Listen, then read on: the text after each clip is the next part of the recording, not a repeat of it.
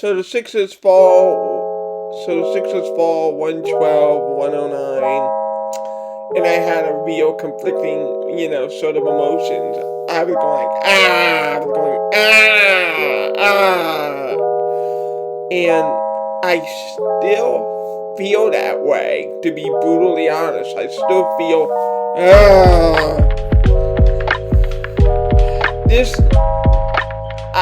you can't call it a rotation. I mean, I want to put this in the proper perspective since we're the number 1 seed in the Eastern Conference, which is truly turning out to be a pathetic excuse of a conference. We have 12 losses already. This is actually depressing. A couple of reporters have brought it up. Sport Talk with Bose brought it up, and I had ignored it for the longest while because, offensively we execute, right? Even though Doc Rivers said after the game we weren't getting into our sets, and I agree. We have 12 losses on the year somehow, and I cannot help but look at 4 through 10, even have a 4th guy right now. 4-star doesn't matter. 4-star. Yes, it does. That we're seriously out here with Seth Curry and Danny Green is remarkable. Seth Curry 1 for 13 tonight. I think about 6 points. Danny Green about 12. So these 2 guys are playing. You played overtime for 53 minutes.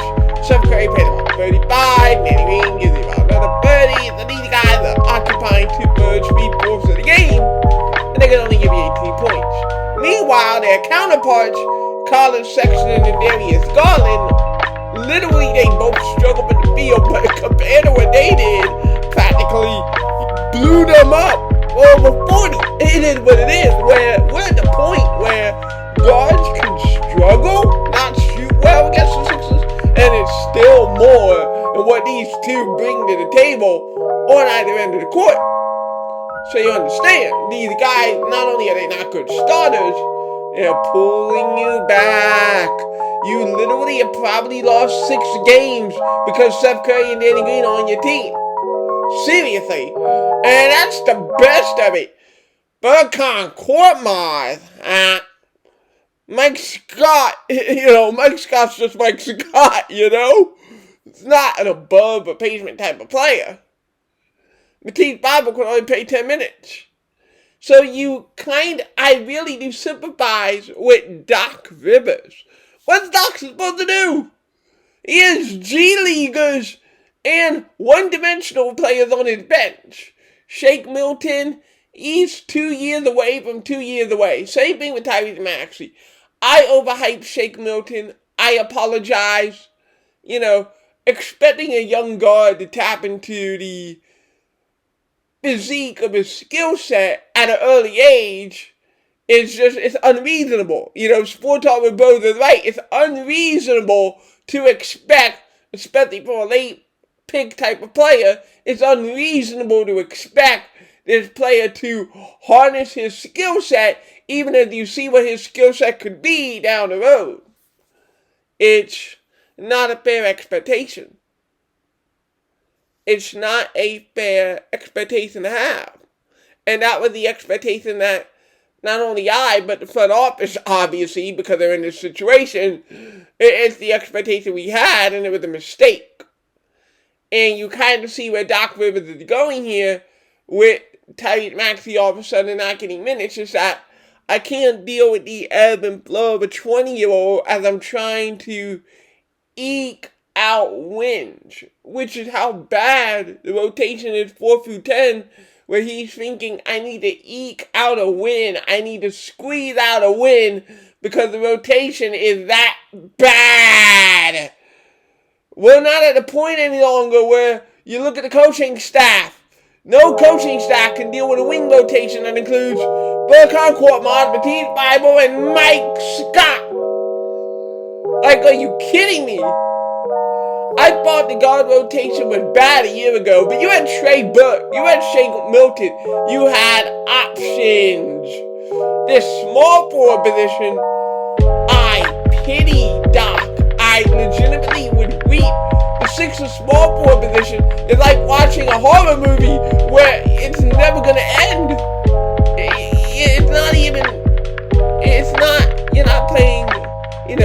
chicken egg, you're not playing some couch potato, whatever. It's all bad. They all suck. Let me just put this clearly for everybody. As much as we love Matisse's TikToks, if you can only play one side of the court, you're not a great player. I'm sorry. Now, he doesn't have to be great, but he's not even decent at this point for a bench that's utterly lacking production. Dwight Howard is 35. So you see what I'm getting at?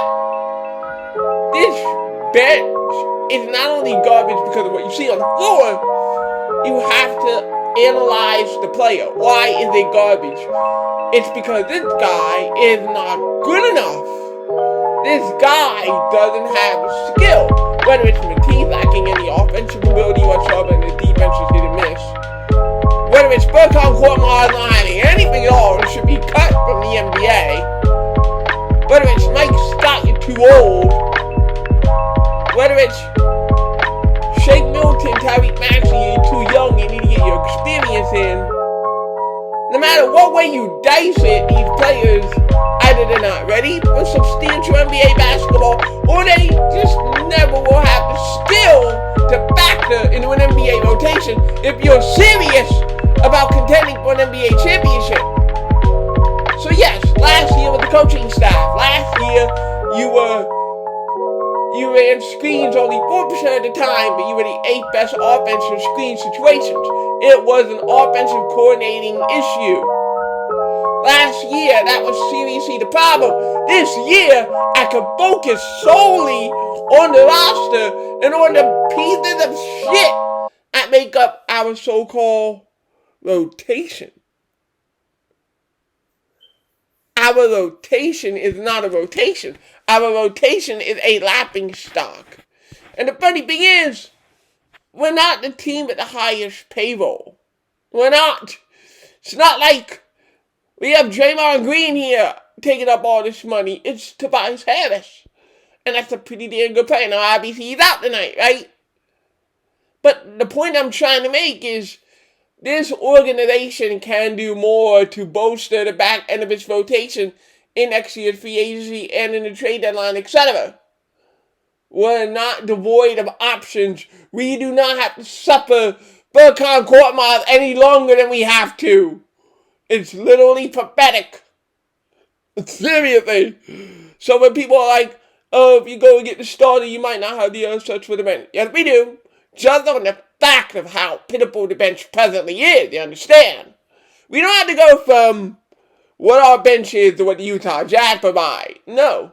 We just have to go from, it's the same thing I was saying with Danny Green, remember? I was like, you want to go from 30th to, big thing. Let's go from 30th to 24th best starting small forward.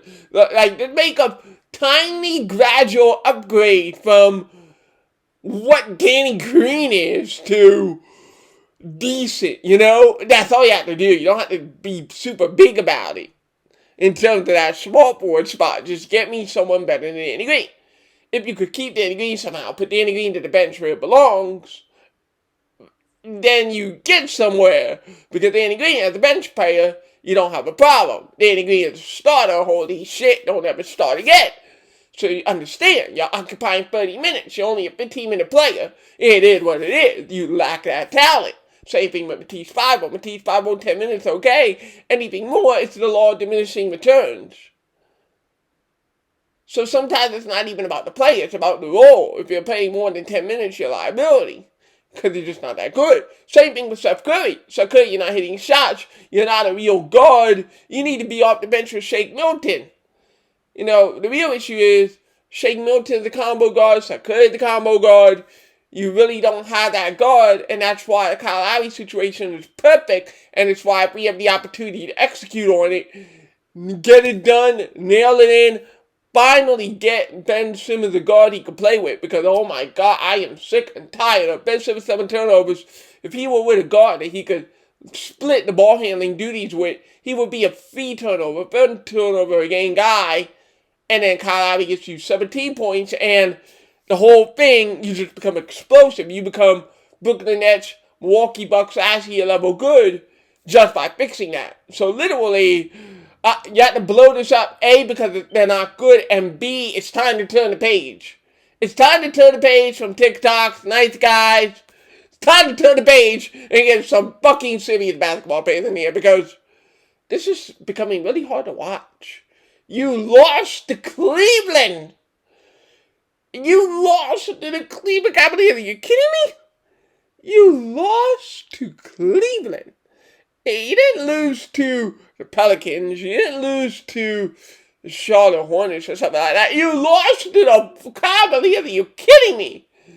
And literally that game was a whole, make the Lowry trade advertisement game, because you're getting blown out by, not really blown out in terms of the final score, but blown out in terms of the guard battle.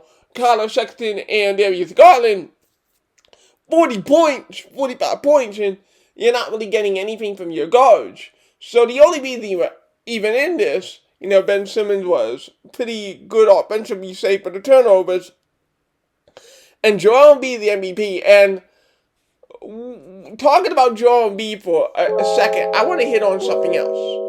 Another reason why you have to do this, why you must do this, why you have no other choice but to do this. I don't want to do Joel Embiid what we did Allen Iverson. I grew up watching that. You can ask other people who watch that. You can ask, shout out to DJ Eastwood, Running Back Nation, which I'm a part of. Ask him, we suffered through this with Iverson. We did the same shit. We had a superstar, and we put garbage. Ty McCullough, Matt Geiger, Tyrone Hill, come on, George Lynch. We're doing the same thing to Joel Embiid. We're doing the same shit. And it scares the living shit out of me, because unlike in 1999, where AI signed the max contract to loyal, and then I'm not questioning Embiid's loyalty at all, but at the end of the day, Joe wants a championship. At the end of the day, Joel Embiid doesn't want to go down on this good note. And that's what it's going to be. It was like LeBron James with the Cavaliers. Now, Daryl Morey just inherited this job, but Daryl Morey's tax is to not be Colangelo, not be hinky, and not fail to build the trenches for the superstars. They failed in organizing a system that would eventually succeed at building a foundation of a championship team. Because it wasn't important. Colangelo was a pussy, and Hinkie was like, oh, I need to start. I need to prove to start before I even bother constructing anything resembling a roster. And because of that, you literally were behind the 8 ball. You're lucky as hell that you get Jimmy Butler. Imagine if he just kept Dario Saric under contract and Bob Covington. You think that moves the needle? No, it really doesn't. So you're lucky as hell to get Jimmy, which then gives you a Josh Richardson, which then allows you to get a Seth Curry. So even though everything was as bad was, at least you salvaged it somewhat to get Seth. But you wouldn't be in the situation if you had hit your picks to begin with, and instead of, let's go for the top player on ESPN's top 100, if you had actually went out and drafted good players. It's not, rocket science. It's, I already draft one center, that should be enough. So, okay. Literally, alright, we draft Embiid. That's the right decision. So, is Garland the backup? No. Then you invest that into somewhere else. You literally go anywhere else but Okafor. What were you thinking? If we had the courage. There was no courage. There was only insanity. There was never courage in that pick. My God. If you believe enough in a player that you said, despite the injury risks, we're going to pick him, and we're going to make this guy a building block. If you believe that, you've got to pull the trigger on a different position. There's no ands, ifs, or buts about it. Now, you don't know that Markel's shoulder happens, so that's a freak thing. But my God, the Okafor pick is the pick that curses you, because he could have done anything else with that pick. The Dario pick is okay, Zach LaVine ended up being behind him, but still. It just pisses me off that if we drafted better, if we, Rusty Buckets made a video on this, go check him out, but I disagree with him with Rashawn Holmes. Rashawn Holmes is a nice rim-running center, but he can't protect the rim on the worst defensive team in basketball, Sacramento. And we saw Rashawn Holmes get minutes in the rebuild Sixers. So Rashawn Holmes isn't a fine. He's just a garbage bucket backup big man. Which, I guess for the second round is not bad, but come on now. I'm not sitting here missing Rashawn Holmes. I hate the fact that our lottery picks, we did not take advantage because you said you weren't going to go with free agency. You didn't get assets to trade, so you had to nail your picks as the only viable resource for building the basketball team. And the reason why Joel Embiid is in this Cleveland Cavaliers LeBron James state is because you did not nail a single pick. It's not that he missed picks or hit picks. He missed every single lottery pick. And it'll come back to bite you when you lose to, among other teams, the freaking Cavaliers. Are you kidding me? So yeah, that's why we're here. We botched every pick imaginable. You go through three centers. And, it will always irk me after every loss almost. Unrealistic as that might be, that we could have had a super team if we hit on even a couple of those picks. Like, come on, man. Like, really? Really? Oh, So hopefully we get this Kyle Lowry trade in. And, obviously one of the big misses is the Jeremy Grant miss, right? And it's like, I don't blame Colangelo for trading Jeremy Grant, but so at the time, I did not like Jeremy Grant at all. It was one of those, you're a 6'8" athlete, but you don't have any skill. Now he has developed skill to bring to the table. But it's like, if you're going to trade for Ilsa Ilyasova to build around and be Sark, whatever, fine. Why don't you resign the player? If you're going to trade a player for a player, you resign the player. And it comes back to the same thing. We don't know if Embiid is something. We don't know. You don't know until you try. And you can't half-ass trying either. So if you're going to make that investment, commit to it. So now you lose Ilyasova and you lose Grant. You lose Jimmy Butler and you lose Robert Covington and you lose Dario Saric. Remember, we have Steph Curry to show for it. So really, if anyone wanted to take lessons from the process and became a general manager, I would say three things. Number one, don't follow ESPN's top 100. Seriously, don't. It is okay to draft a player who might end up ranking quote-unquote 5 or 6 on their board.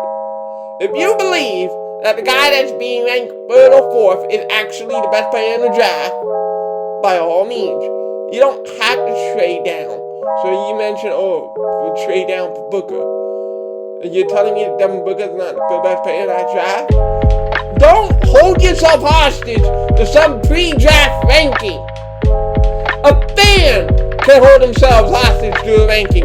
But if you're a general manager and if you're a scouting department, you should be better than that in general. You're paid money to evaluate the best prospects, not to fall in line with what everyone else thinks is the best prospect. Number one thing you can take away from the process. Number two, this whole best player available duplicated position, it does not work. It doesn't work. Guys need to get minutes, guys need to develop, guys need time. Uploading a position, this is not football where the second defensive end can still play in a rotation and get 7 sacks. This isn't how it works. It's not especially how it works at center. So number one, if you want to build a team, go into it with the identity of what you want to draft and what you want to get. Number two, duplicated, best player available does not work. Maybe if it's wingman, small forward and shooting guard interchangeable. Maybe point guard, shooting guard. But other than that, and even then, I would rather draft a pure guard than a combo guard if that's available, obviously.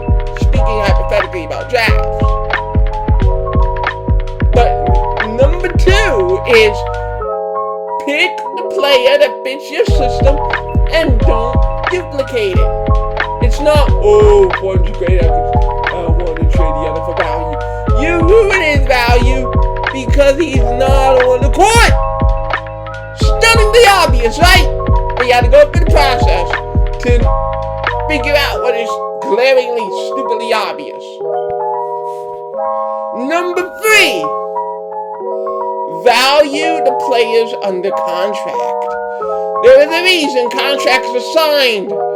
It's so that you have these players for a certain duration of years, and you have building blocks that you know are cemented in there. So sign your players to good contracts, proper value, don't overpay unless you have to. Negotiate with the agent. Don't be like, the agent's like, oh, I want max contract. Okay, what do I sign? No! Value the contract. Make good selections. Use the draft as the organic building board for your team, and don't duplicate the positions if it's not duplicable. There. 3 lessons for any new GM in any sport to avoid Sam Hinkie's falls. You're welcome. It's not the idea of going in the draft is bad. It's not that tanking is bad. It's how you execute the picks, or lack thereof. So we saw Ben Simmons shoot a pull-up three tonight. I don't think we're going to see him shoot pull-up threes, but wouldn't it be nice if he pulled up a 15, 17-foot jump shot? That he made that shot should give him the courage. I can hit a 17-footer. I can hit a 15-footer. If they give me that space, I can knock down a jump shot. Like, just a couple shots a game. You shot the ball in the summer league a couple years ago. Just shoot a 15, 16-footer, baby steps before you can walk. That you hit that three tonight tells me that you could take a baby step in the right direction. It's time to take the baby steps. It's like you've taken other steps this year. This is the next baby step in your development.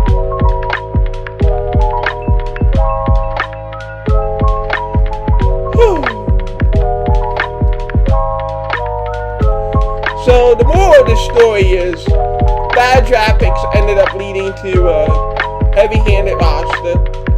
Daryl Morey needs to pull the trigger no matter what it costs or what it takes. And this rotation is pitiful.